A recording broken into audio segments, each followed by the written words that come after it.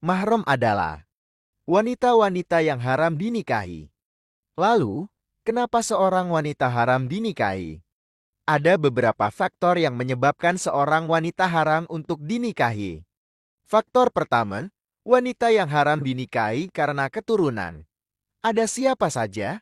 Pertama, ada ibu, nenek, ibunya nenek, neneknya nenek, hingga ke atas. Mereka semua adalah mahram, haram untuk dinikahi. Selanjutnya, anak perempuan, cucu perempuan, anak perempuannya cucu dan lain-lain hingga ke bawah. Mereka semuanya juga haram dinikahi. Ketiga ada kakak dan adik kandung seibu sebapa atau sebape atau hanya seibu saja. Mereka juga tidak halal kita nikahi. Selanjutnya ada saudara ayah yakni kakak atau adiknya ayah.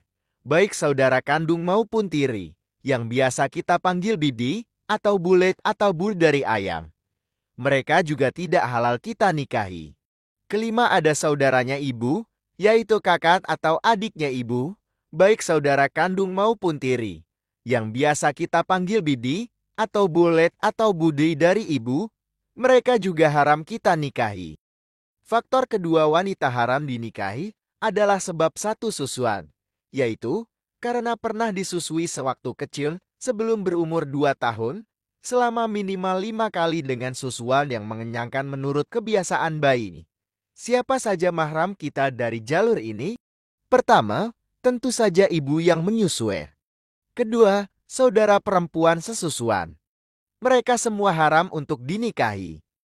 Faktor ketiga wanita haram dinikahi adalah sebab perkawinan atau menjadi mertua, terkenal dengan sebutan faktor musoharoh. Siapa faktor mahram kita karena musoharoh ini? 1. Ada ibunya istri sampai ke atas, neneknya istri, dan seterusnya. Baik ibu kandungnya istri maupun rodonya. Baik suami sudah berhubungan intim dengan istri atau belum. Selama udah terjadi akad, maka mereka semua otomatis haram dinikahi. Kedua, anak dari istri atau anak tiri suami, syaratnya jika sang istri sudah berhubungan intim dengan suami.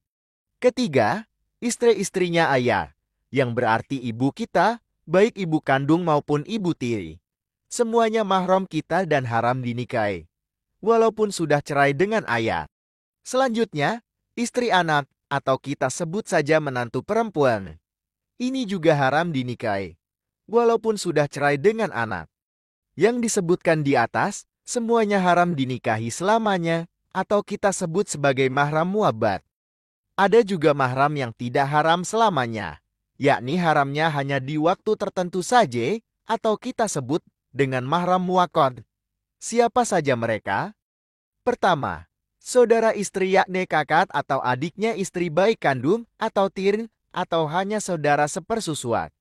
Mereka haram dinikahi selama adik atau kakaknya masih menjadi istri kita. Namun jika sudah terjadi perceraian, maka mereka halal dinikahi.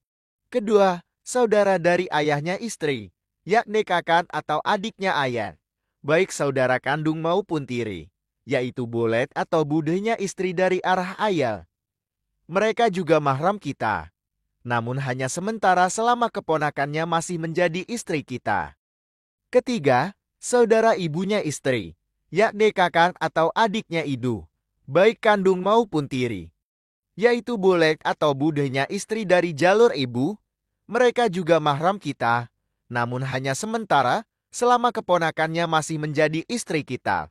Keempat, istrinya saudara, baik kakak maupun adik, baik saudara kandung maupun tiri maupun rodio, atau kita sebut ipa. Mereka juga mahram kita namun sifatnya sementara, selama belum terjadi perceraian.